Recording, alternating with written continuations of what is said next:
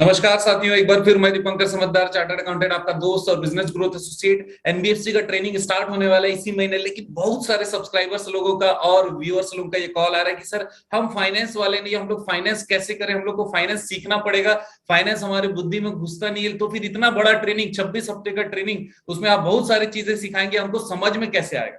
तो आज उनके लिए वीडियो है जो ये समझते हैं कि वो फाइनेंस पर्सन है या नहीं है, और अकाउंट्स डिपार्टमेंट उनको लगता है कि वो फाइनेंस डिपार्टमेंट है। तो आज कुछ एग्जांपल्स देता हूं, आप तय करिएगा कि आपको फाइनेंस समझ में आता है या फिर नहीं आता है। अब छोटा सा एग्जांपल लीजिए कि आप एक व्यापारी हो जो कि अपने अपने बिजनेस में कुछ सामान खरीदता है और सामान बेचता है, राइट।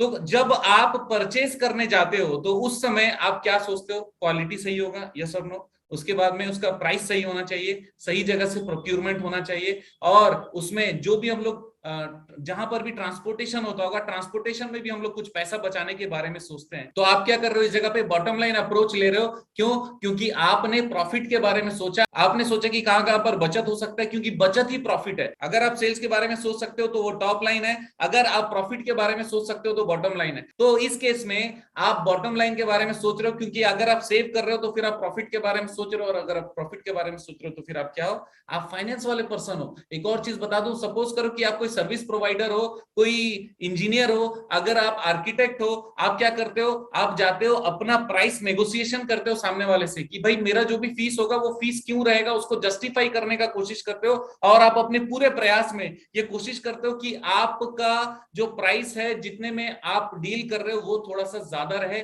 जो आप चाहते हो वैसा रहे। तो इस जगह पर भी आप क्या कर रहे हो? सेल्स को अपने बढ़ाने की कोशिश कर रहे हो, अपना टर्नओवर बढ़ाने की कोशिश कर रहे हो। और जब अगर आपको कॉन्ट्रैक्ट ऐसा मिल गया, अगर आप कॉन्ट्रैक्टर हो, आपको कॉन्ट्रैक्ट मिला है, तो आप कम कॉस्ट में अपने कॉन्ट्रैक्ट को पूरा करने का कोशिश करते हो, अपने लेबर को कम से कम यूज करके ज्यादा से ज्यादा उसका प्रोडक्टिविटी लेने का कोशिश करते हो। तो भी आप फाइनेंस पर्सन हो, क्योंकि उस जगह पर आप प्रॉफिट के बारे में सोच रहे हो। तो अगर आप प्रॉफिट के बारे में सोच सकते हो तो आप फाइनेंस के पर्सन हो। अगर आप सेल्स बढ़ाने के बारे में और टर्नओवर बढ़ाने के बारे में सोच सकते हो तो आप फाइनेंस के पर्सन हो। आप कोई भी बिजनेस में होगे, आप फाइनेंस पर्सन हो, ये मैं गारंटी दे रहा हूं। क्योंकि दो चीजें अगर आपके दिमाग में है कि मैं कहीं पर बचत कर लूं, कहीं पे प्रॉफिट कर लूं, या फिर अपना सेल बढ़ा लूं, ये दोनों चीजें केवल फाइनेंस पर्सन ही कर सकते हैं, दूसरा नहीं कर सकता। अच्छा, एक बात बताइए, फाइनेंस डिपार्टमेंट जो हम लोग बोलते हैं फाइनेंस डिपार्टमेंट में फलाना है, उससे जाके बात करो, लोगों का फाइनेंस डिपार्टमेंट का मतलब होता है अकाउंट्स डिपार्टमेंट। लेकिन एक बात बताइए, क्या अकाउंट्स डिपार्टमेंट में जो अकाउंटेंट बैठा हुआ है, वो जो अकाउंटिंग कर रहा है, क्या उससे प्रॉफिट बढ़ रहा है? यस और नो? बढ़ रहा है क्या?